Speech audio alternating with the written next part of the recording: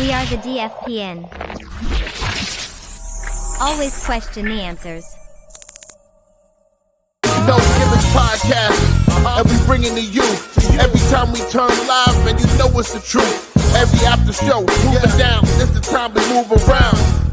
No Gimmicks Podcast is going down. Every night, every time in the ring, this is the time for the No Gimmicks, no we doing our thing. What's your state of mind, state of mind? Moving down a statement when we take the line. This is exactly wrestling the state design. When you see Stone Cold like me, with the stunner in the world, exactly, man, what we bring. Every night we move like Brock Lesnar, the F5, no gimmicks. We take you to your limit, what's the feeling?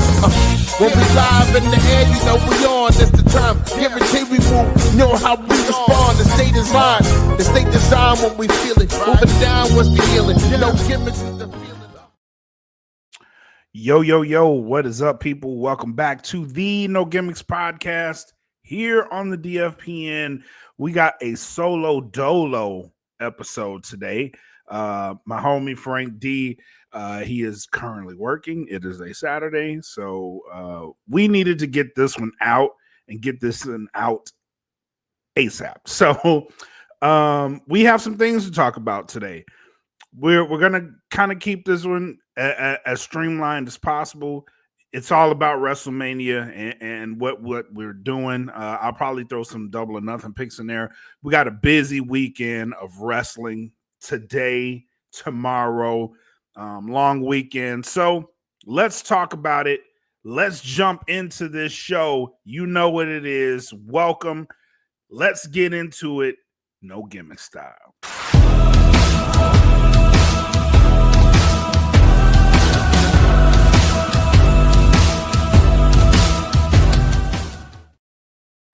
All right, WrestleMania 42, previously announced by The Rock live in front of an audience that they were going to be in New Orleans this year for WrestleMania 42, next year, 2026 would be emanating from New Orleans, Louisiana.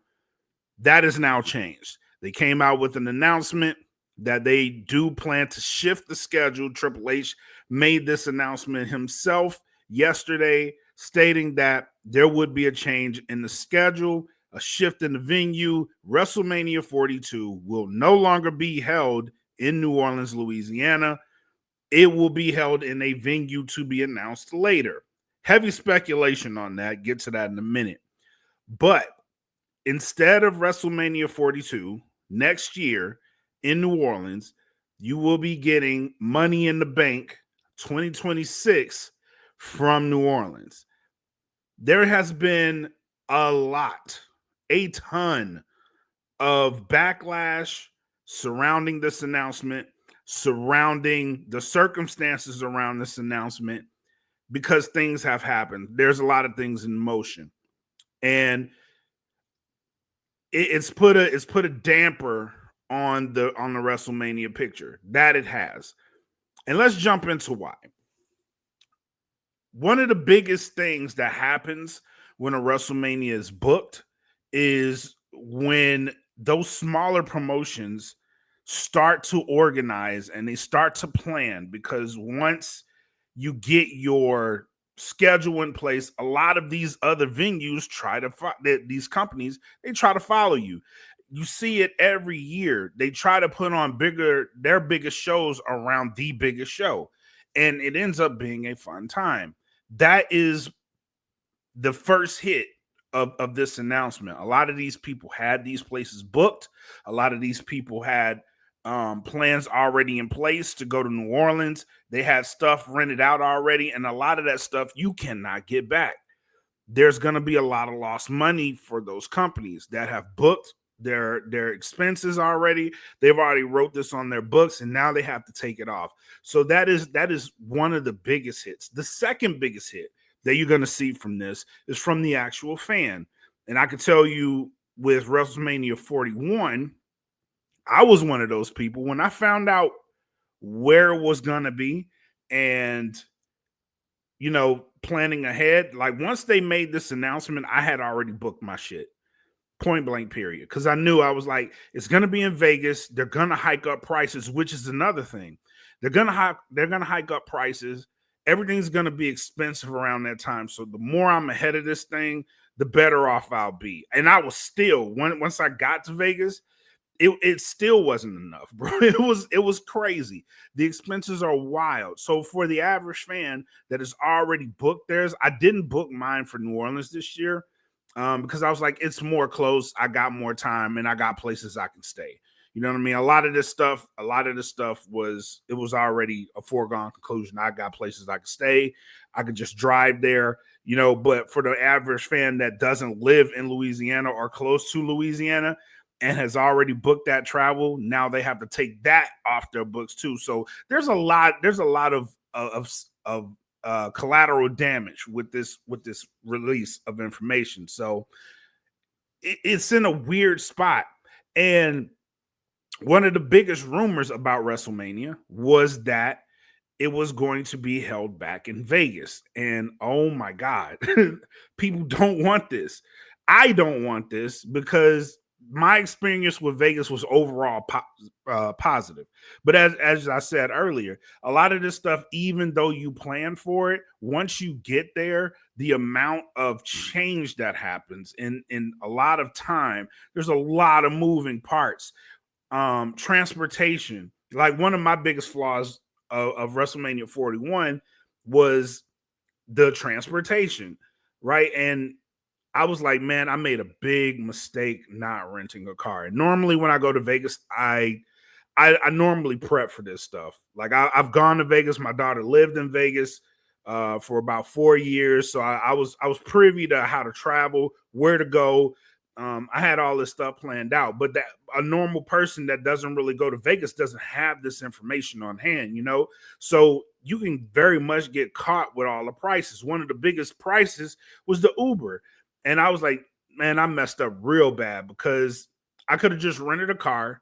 And overall, over that weekend, even though they hiked up prices for rental cars, which is why I didn't rent a car, I should have. The renting of a car was about $150 for the week. And I was like, I can just Uber, save some money. Not the case, bro. The average Uber was about $40. So that's what you're going to find yourself up against, especially if that thing goes back to Vegas. A lot of people, the transportation to the arena is going to be the same as it was because there's only one way into Allegiant Stadium, and it's all kinds of awkward. People got stuck. There's videos of people getting stuck on an escalator at the New York. But a lot of this stuff, man, it's like I don't want to go back to Vegas, even though I had a really good time. The overall experience, I did a lot of things. I met a lot of people. I shook a lot of hands. It was awesome, but the hassle around that, I'd rather not go through that again. So if it does end up back in Vegas, there's a high chance that I'm not doing that shit. Hell no. And I can understand the fan that doesn't want to do it because there's a lot of money involved in normal WrestleManias, So when it was here, spent a lot of money, and I was local. So I can understand somebody traveling from far, like New York or Seattle or, somewhere that you have to actually spend a lot of money on plane tickets, bro, that can get really, really expensive. So I'd rather not see it in Vegas. I do have some venues in mind that wouldn't be as expensive. First of all, do not go to a big city. Indianapolis was a great location for a lot of people, but then you have to think about the weather. And that's a lot of things that people are going to have to think about when making these decisions on where the venue is going to be. Is it going to be in the dome? Is it going to be in the stadium? If it's in the stadium, is it going to be warm enough to hold this event in the stadium and get people in the arena? There's a lot of moving parts to this, but it just blows my mind that you've already made this announcement for WrestleMania and you change up. And it speaks to the disorganization, right? There's a lot of things that are happening now that WWE is under TKO that didn't happen when they weren't. All this stuff was already planned out. things were already in motion for the next WrestleMania. You already had this going on. Things were already booked and moved in motion. Matches were being made. You knew once you came out of the previous WrestleMania that everything was going to reset. This time under TKO, it doesn't seem like that, even with the WrestleMania, because you've already changed the plans. And it just seems like the bottom dollar isn't the bottom line isn't the fan. The bottom line is the dollar in this situation. And you never want to see that, especially as a fan. You definitely want to see that if you're a company. You don't want to see people disgruntled and not satisfied with the product because you keep changing. Like, make your decision, stick with it, build towards it. There's no reason why New Orleans could not have been the site of WrestleMania 42, other than they got an offer for more money and they're going to make more money off another venue. That is the only reason. And all signs do point to WrestleMania 42 will be in Las Vegas. So it's just, it's weird, man. It's a weird time. And seeing this from a company like WWE, which has been such a juggernaut and been so uniformed and tightly put together on these things, it's weird. It's a weird look. You expect this from a company like AEW, right? Because the ticket sales are not moving, or things have to be moved, but never from a company like WWE. They always have this stuff put together. This is like second nature to them, and now it's looking like it's not, which is it's a weird aspect, if you ask me. It really is. But hopefully they can put this together and make the fans happy, because that's really what you want. The fans make the company. The company doesn't make themselves. The fans make it. So hey, it's the entertainment business, But tonight we have Saturday night main event. We made some predictions on that one already, but it's, I don't know, man. We got 4 matches on Saturday night main event. We have to get out of this routine. And that's another thing with Vegas, man. Like, yes, WrestleMania is the big show, but you got to stop these ticket prices, man. Ticket prices and the lack of matches that entertain you, it's not it. It just isn't. It's not it. So figure this out. Please figure this out. But Saturday night main event, you got 4 matches you can build on, all great matches. Hopefully we get something out of this, because right now it's seeming like WWE is just throwing stuff to the wall and hoping it sticks. But that's just me. I'm curious to know what your thoughts are. If you are listening to this podcast, please leave a comment. For those that are actually watching, thank you guys for tuning in to the show. I appreciate it. Let me know your thoughts. Is this a bad move for WrestleMania to be moved from New Orleans to a venue to be determined? Does this look bad? Is this going to excite you if they move back to Vegas? Would you be willing to attend the WrestleMania if they move it from New Orleans and they move it to a venue that's actually closer to you? And those are things that people need to think about too. I'm not just gonna fly off the handle and say, screw them. I'm not supporting WWE anymore. They suck. No, things have to be, you have to put your ducks in a row, and it sucks because I was really looking forward to going to New Orleans. It's closer. I would have spent less money. I had things all lined up. It really does suck that they moved this thing from New Orleans, and we're not going to be able to attend it like I wanted to. But hey, there's always money in the bank. There's always money in the bank. Let's go to the comments real quick. What's up, Mac? Mac, aka your boy. Welcome to the show, my guy. Thank you for leaving a comment.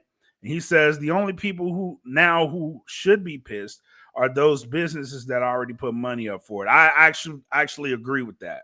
I do agree with that.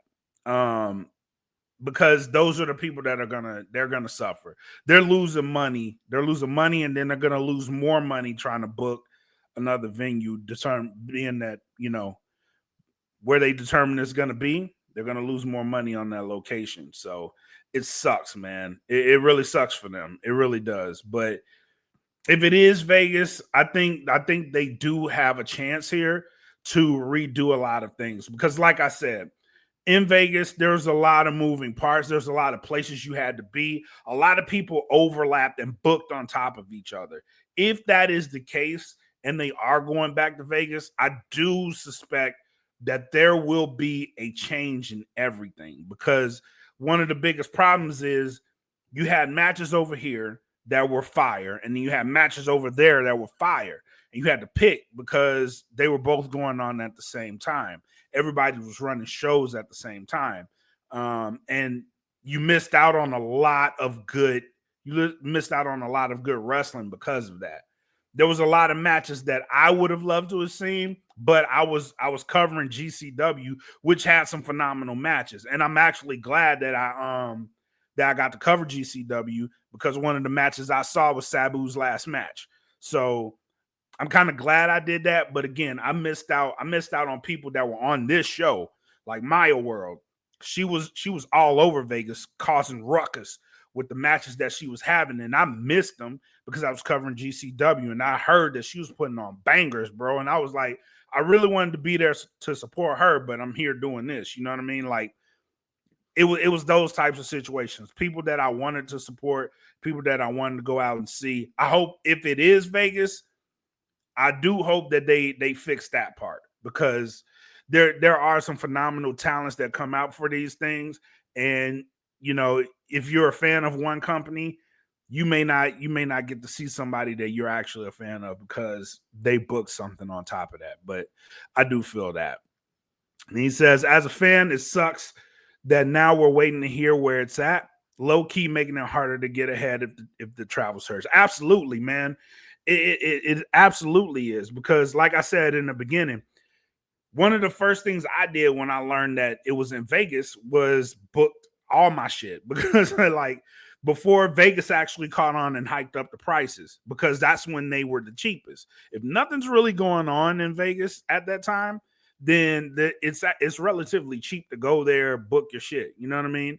But if there's something going on like a WrestleMania, like a big event, and that there's going to be people coming in town, and then they had all kind of shit going on in Vegas too. So they hiked those prices up tremendously after it was announced. So once I found out, like I got the announcement that it was going to be in Vegas, I booked my stuff right then and there. You know what I mean? And that's what the average fan may be doing. That may not be my idea. You know what I mean? Like, I try to get ahead of it, but you now see these people trying to get ahead of it, and people catch on to that and hike the prices up immediately once they find that out. So yeah, that's going to be something that's going to make it harder.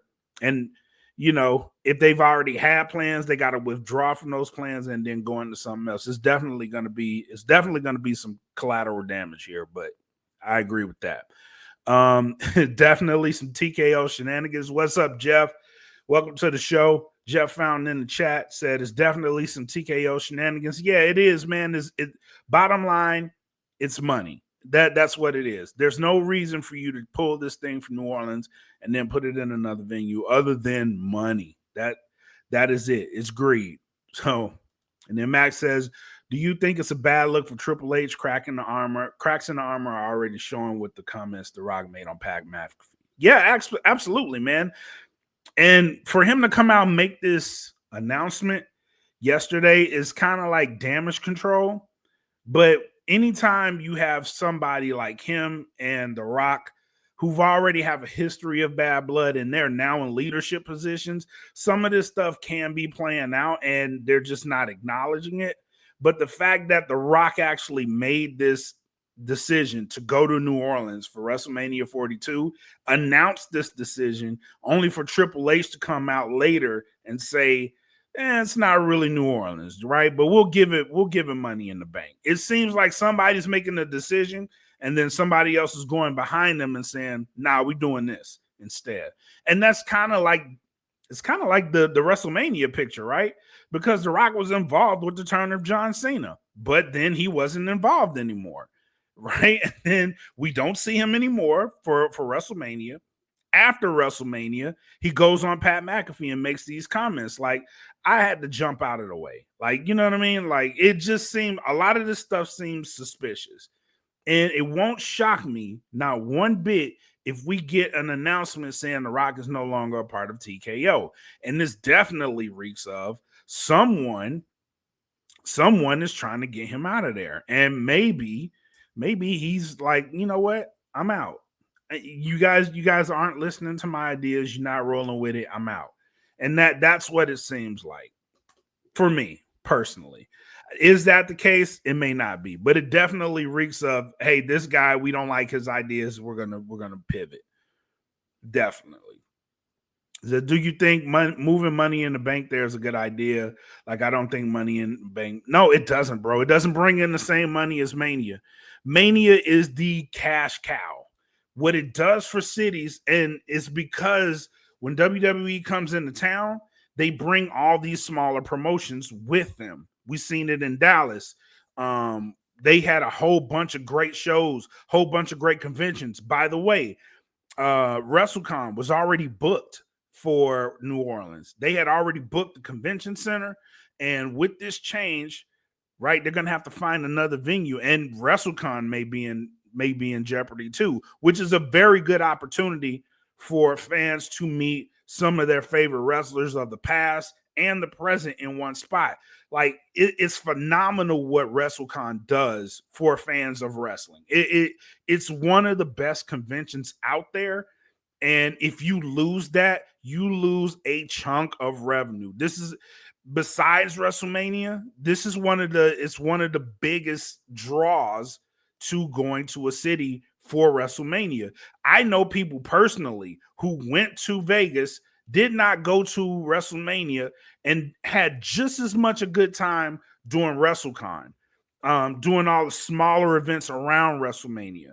And if you take some of this stuff away from it, it's going to be bad. You know what I mean? Like, you're not going to make as much money. So having a money in the bank, it's kind of like what they did with Minneapolis. Minneapolis was supposed to get a WrestleMania, but they pivoted from that. And now you're going to get I think this year is going to be no, it's next year. You're going to have a 2-night event in Minneapolis, right? And it's like, dude, why are we doing this? Why are we taking this something away from a city? But like, here, take this other pay-per-view as payment. Like, why? But TKO is one of those juggernauts now. They don't just have WWE. They have UFC. They have PBR. And I do think that they're trying to stage these weekends to where you have big events, like you may have WrestleMania on one night, UFC on another night, PBR on another night, like PBR Friday, UFC Saturday, WrestleMania Sunday, right? Or, you know, what they're doing now. But they're making money hand over fist, and that's the bottom dollar. So whatever city is willing to pay them, like, as long as you get something that builds for your city, the city doesn't seem necessarily sad about it, right? Because they're still getting something. Money in the Bank isn't a WrestleMania. Hell, it ain't even a SummerSlam. So the fact that New Orleans is even getting it, like, what does that do for New Orleans? It really doesn't do anything. It'll generate a little bit of money, but it won't generate as much. But if you add on some of these other events, like if I have Money in the Bank in conjunction with the UFC numbered event, that may be something. That may be something for the city, because it's not only bringing in wrestling fans and the smaller promotions around them. Now you're bringing in all types of fans from all different genres. So that's another thing to think about too, financially for TKO, and that could be what they're chasing. But the fact that you get rid of a big event like WrestleMania, which, you are right, it's on par with the Super Bowl as far as generating revenues for city, is a big money maker. A lot of people come into town for that, not just from America and the States. Like, people come from Europe from all types of places, right? Just to go to WrestleMania, just to experience it. Not only WrestleMania, you may go because they make it a week out of this stuff. You go to WWE World, you go to the Raws, you go to the SmackDowns, NXT events, right? All this stuff is generating money, right? So with that being a part of that package, it's smart. It's smart for a city to say, look, I want WrestleMania and the UFC numbered event. If you can give me that, I'm okay. Or if you give me a UFC numbered event with a pay-per-view that you think is going to be good for the city, a lot of people are going to draw to it. Is Money in the Bank one of those? Not necessarily. I think you need a big four, like Minneapolis said, give us SummerSlam. Okay, cool. And we'll be happy with that. And come back to us for WrestleMania, which is what New Orleans is doing. Give us Money in the Bank, a UFC numbered event, and come back for WrestleMania, and we'll be okay with that. But the fact that you're kind of screwing up the current plan to get there, I don't know if that's necessarily a good idea, because you just killed off a lot of money. You have money on the table hand over fist that would make your city a lot of money. But is that worth killing off that much money for bringing other eyes into your city? Maybe, maybe not. And that's what people need to ask themselves, if that's enough for generating money. Which right now, looking at it from outside in, the cities are like, okay, we'll take it. So that's it.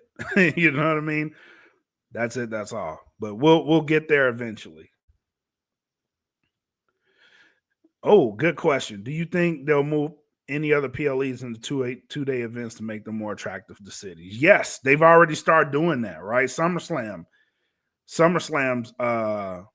it's moving to 2 days. I think you're going to get a 2-day Survivor Series eventually and a 2-day Royal Rumble. I think they're moving the big fours into 2-day events. Which, if I'm being honest, I don't like these ideas. If I'm being honest. The reason WrestleMania was actually a 2-day event was because of COVID. And it made sense because you had another promotion out there that was actually doing 2-day events, and it was working for them. And that's Wrestle Kingdom from New Japan, right? They do 2-day Wrestle Kingdoms, and they've been doing them, and it's always been a big deal. For WrestleMania, because it is the biggest show, which is what Wrestle Kingdom is for New Japan, it's their biggest show. With WrestleMania being the biggest show, I can understand that being 2 nights because it just works, right? Any of those other shows, I like SummerSlam, I don't think that needs to be 2 nights. Any of these other shows, you don't need them to be 2 nights. And low key, WrestleMania this year was so bad for me, like entertainment wise. You didn't need 2 nights of WrestleMania this year. You really didn't. Honestly, you didn't need 2 nights of WrestleMania. You could have made one night with some great matches that had a lot of value into them and got rid of some of this other stuff. And then one of the best matches of this year in that company wasn't even on WrestleMania. And it should have been. So, and that's what I mean. Like, you don't need 2 nights of this. You really don't. And with these other PLEs, you definitely don't need 2 nights of them. So, but cities with bigger venues, I'd like to see, if I'm being real, I'd like to see them go to a place like Atlanta. Go to somewhere like Atlanta, Charlotte, somewhere smaller that you know where people are going to go, because they do have big what am I trying to say? Big stadiums, big venues, right? So Atlanta, Charlotte, you can go to San Diego. San Diego has Petco Park, which is a great venue, right? If you want to do that, but you don't have to go to a big city with a big venue. Like, there's other places that you can go that will generate you just as much money for that city. I thought New Orleans was that, right? But obviously they aren't going to New Orleans, so maybe they'll come back to Dallas. That's a blind hope of mine. Hopefully, fingers crossed. But All signs point to Vegas right now. All right, so we're gonna cap that off, and then we're gonna get into some AEW because we got some double or nothing picks that I need to make and give you all the information that you need for AEW Double or Nothing coming up this weekend.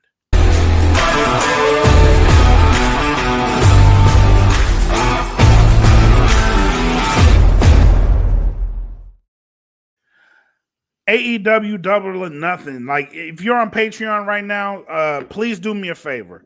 Me and Jen did a reaction to the first AEW Double or Nothing.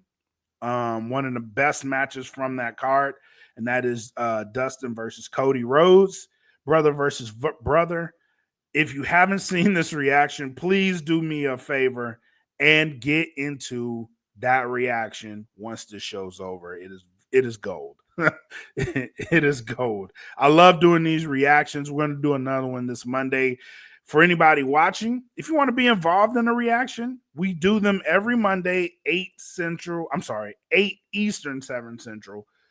We do those every Monday on Patreon. So if you're watching or listening, if you want to be involved in the show, see the reactions, 8 Eastern, 7 Central, every Monday we do these reactions. And they're a joy to do them. What's up, Nightmares and Nerdscape? CJ, what's up, man? Welcome to the show. Thank you for tapping in. And we're going over the AEW Double or Nothing picks for this week in Phoenix, Arizona. 6th year that they are doing the Double or Nothing. It's crazy to believe that. But 6 years, AEW has been in business. Let's jump into these reactions. We're going to start with the men's Owen Hart final. Will Ospreay, the aerial assassin versus Hangman Page. If you haven't been watching AEW, these two guys have been telling a phenomenal story. And that's one thing that I do want to give kudos to AEW for. They've started out the storytelling. It was a bit slow, but you could tell that they were trying to tell stories. They have gotten into a groove, and this story is one of the best ones that they have. All these matches that are on this card have great stories attached to them that this past Dynamite gave us some phenomenal promos for. This was one of them because both men absolutely burned it down with what they had to say about this match, about upcoming. This doesn't need to be just a tournament final. And they did this tournament, great matches, great stories told throughout the tournament, but we are here in this finale to where both men are seeking redemption, and both men are vying to be the face of AEW, and both men are saying, we are the one who can topple Jon Moxley from this reign of terror. Please, one of them do it, but they are the man to get the job done. And it just makes for compelling television. With that being said, my winner for this match is Will Ospreay because I do think this is his year. I do think that he's put in enough work. He needs this win. And going into All In here in Arlington, Texas, I think he's going to be the man in that main event that will get that job done. This is the main event for Double or Nothing. I do think they're closing this out strong. I do expect that this will have something of a big match feel to it, and Will Ospreay is going to come out on the other side of it. Although, if Hangman Adam Page wins this match, I would not be mad at all. At all. And then we're going to go to the women's side of that tournament with Mercedes Moné versus Jamie Hayter. And again, both women, and real quick, shout out to Mercedes Moné. She has upped her game tremendously in AEW. Right? She started off really rocky. Fans really didn't gravitate towards Mercedes, but she has come out and she has been such a great fit for this company, such a great ambassador for this brand, and she has elevated this women's division to heights that it has never seen. You could tell that the women's division of AEW has really gravitated towards Mercedes Moné because she is such a star and she absolutely fits that role perfectly. And with that, she's brought on Jamie Hayter, who was in relative obscurity after being injured, coming back. She had to fight back to get in this title picture. But she and Mercedes have told a great story, both again about being the face of the women's division. Jamie Hayter, who is a former champion, has stated that she had to fight and claw to get back to this title because it wasn't guaranteed.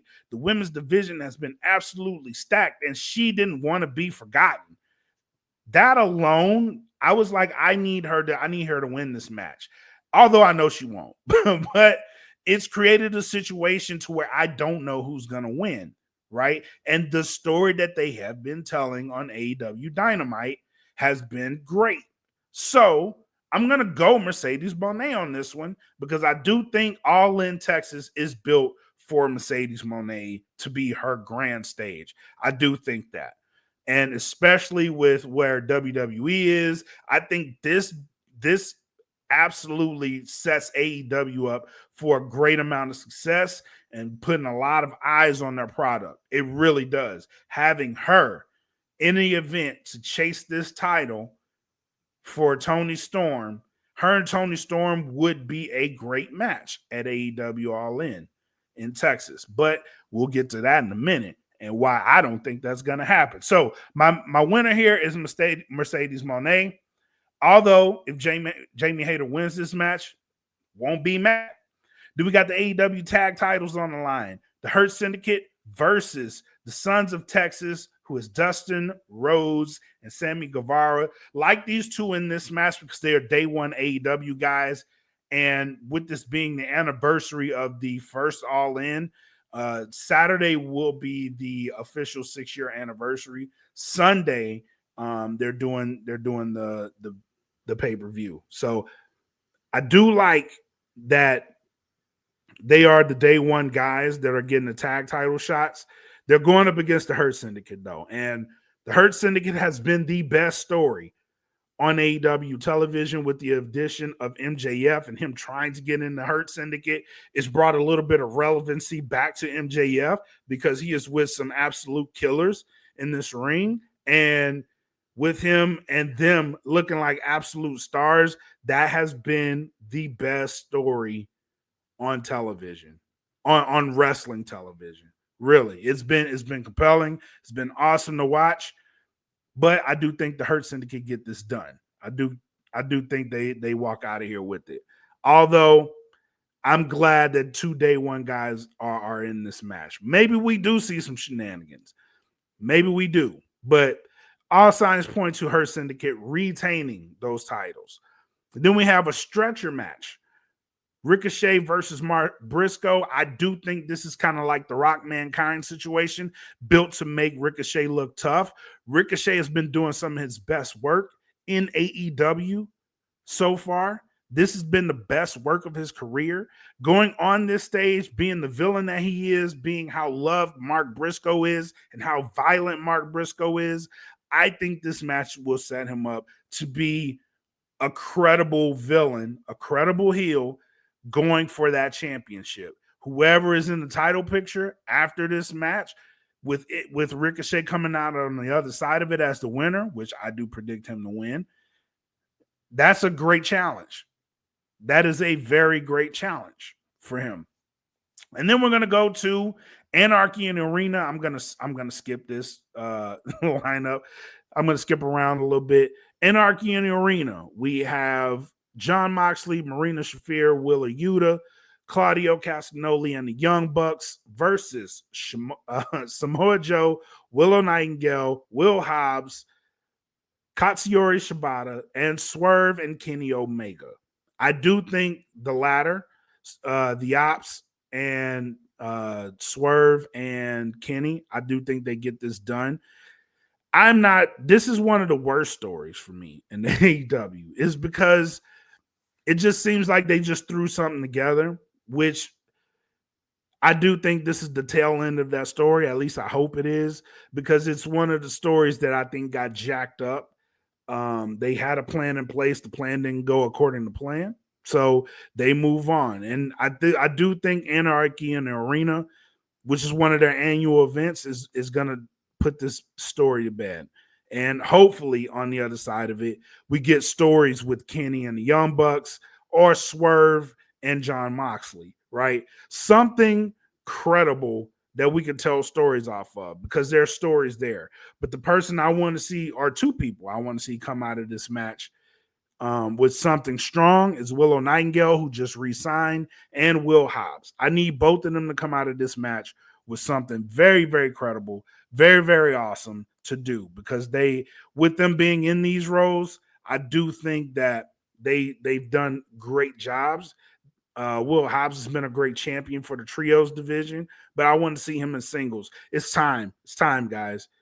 Will Hobbs needs to be in the title picture. He's proven his worth. He can absolutely carry the championship.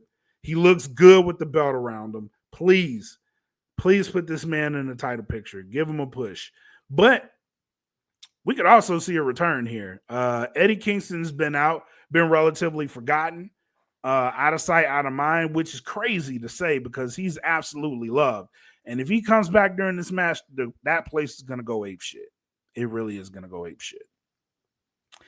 And then we have a Continental title match. The Rainmaker, Kazuchika Okada versus Speedball Mike Bailey, excuse me. I do think Mike Bailey comes out of this.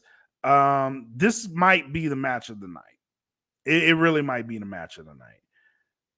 These two guys, they aren't main players that absolutely should be main players.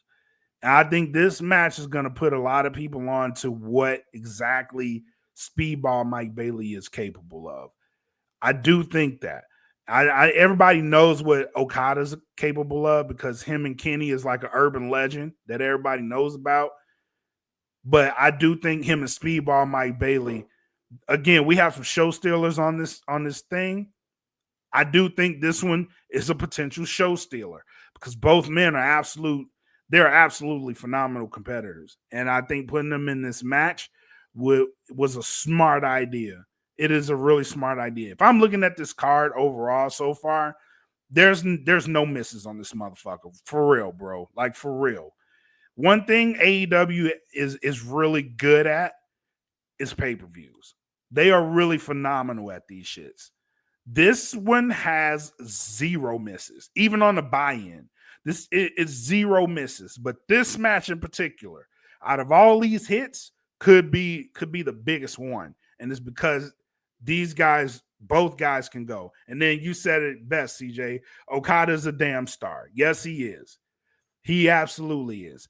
And it's my hope that we do get Kenny versus Okada at All In, and you combine these belts. I hope that's what's going to happen, but we don't know that yet. But I do hope we do get Kenny versus Okada at All In, because boy, banger alert. And I'm going to go ahead on this one. I'm going to say Okada takes it. Although I want Speedball to take it, I think Okada's going to take this one. And based off what I just said, you go to All In, Okada versus Kenny for the belts, and combine those belts to make one belt. I do think that's going to happen. So, and then we got what I think should be the main event. Toni Storm versus Mina Shirakawa. And this match, again, all hits, no misses on this card. For the ladies and the stories that they have been telling, I think Toni Storm deserves, because that's bad. I think she's earned the right to main event this pay-per-view based off what she's done for the women's division. If Mercedes has elevated it, Toni Storm has solidified it as a legitimate division based off her character work, based off her matches, based off the attention that she too has brought to the women's division and the credibility that she has brought to the AEW Women's Championship. That championship is coveted because of the work that she's done with it. Enter in Mina Shirakawa. A lot of people don't know who she is, but if you're an AEW fan, you've definitely seen her before. And she's had matches with Mariah May. More on that in a second. She has matches with Mariah May. She's been one of the best performers in the women's division in the world for a long time. So her versus Toni Storm for the AEW Women's Championship is going to be incredible, which is going to lead me to there's going to be shenanigans in this match. I do think we see the return of Mariah May, and Mariah May will cost Toni Storm this title, and Mina Shirakawa is going to win, which leads me to my earlier point. I think we get Mercedes versus Mina at All In, where Mercedes becoming the women's champion, because you can't have her versus Toni Storm. Although that match will be great, someone has to lose. And you have two of the women who've elevated this division going up against each other. I don't think you want that to be the case going in All In. Someone has to lose, and I think it's going to be Mina to Mercedes, which is why Mina is going to win this championship. But she's absolutely going to be a great champion for as long as she's champion. And there's that. But we got some other matches on the card. The buy-in. We have the Don Callis family, Konosuke Takeshita, Josh Alexander, and Kyle Fletcher going up against Paragon, which, if you know Undisputed Era, that's who they are. Adam Cole, Roger Strong, and Kyle O'Reilly, which is going to be a good match, which is crazy. All of these guys are main event guys, and they're in a trios match. But again, it's where the best wrestle, and the best guys are in the best positions right now. And that's honesty. And that speaks to the strength of AEW's roster. And now that they're in the storytelling business, they've been some of the most compelling characters on television, the best guys. So it's hard to say these guys need to be higher up on the card. It's crazy because in NXT, they were top guys. I'm talking about Paragon. They were top guys in NXT. Beloved, known, revered. But in AEW, that isn't the case. But that, again, that speaks to how strong this has been and how strong the storytelling has gotten as of late. But I'm going to go to the Don Callis family. These are all main event guys too. I think with the Don Callis family, you have three of the AEW's future on one team. Josh Alexander is a star. Konosuke Takeshita is a stud and should be in the title picture right now. That man has not had a bad match since he showed up in AEW.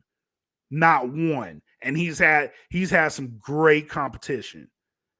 I think with this guy, you need to find a way, because he was international champion for a while. And he held that belt great. Defended it across the world. Great ambassador for AEW. I think eventually this man needs to be the AEW champion. Eventually. And let him be a heel, because God, he's that great. And then Josh Alexander is also a star. Kyle Fletcher is a star and a stud. With these three guys, you have the future of AEW. No lie. But I think the Don Callis family wins this. And then you got four women, actually, that I think are the future of the women's division. Anna Jay and Harley Cameron going up against Megan Bayne and Penelope Ford. These four women are like your new four horsewomen of AEW. Honestly, Anna Jay is a day one who's built herself up tremendously. Harley Cameron has become a star who the crowd loves. Megan Bayne is an absolute animal, bro. Listen, AEW, I don't know if you guys listen to the show or not. I feel like you do. I do feel like you listen to the show. Megan Bayne needs to be pushed. From what I saw from this woman in Las Vegas, the Megan Bayne that is on AEW television is watered down. This woman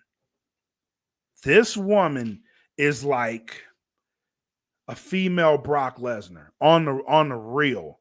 Super athletic, super strong, super intimidating, and flat out, she is phenomenal, bro. Phenomenal. I need y'all to figure out how to make her a star. Don't slip, don't let her slip out your fingers.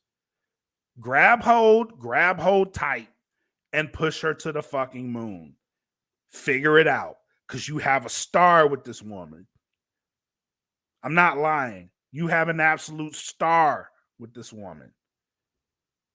And Penelope Ford is a big reason why she's gotten attention.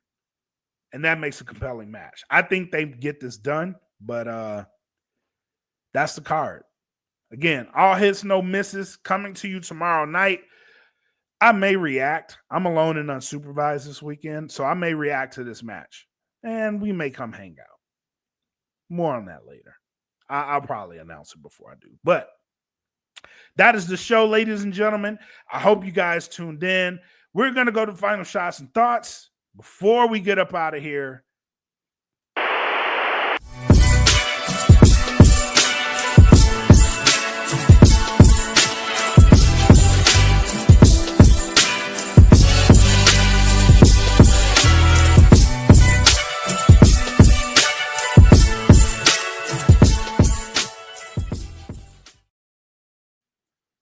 All right, final shots and thoughts.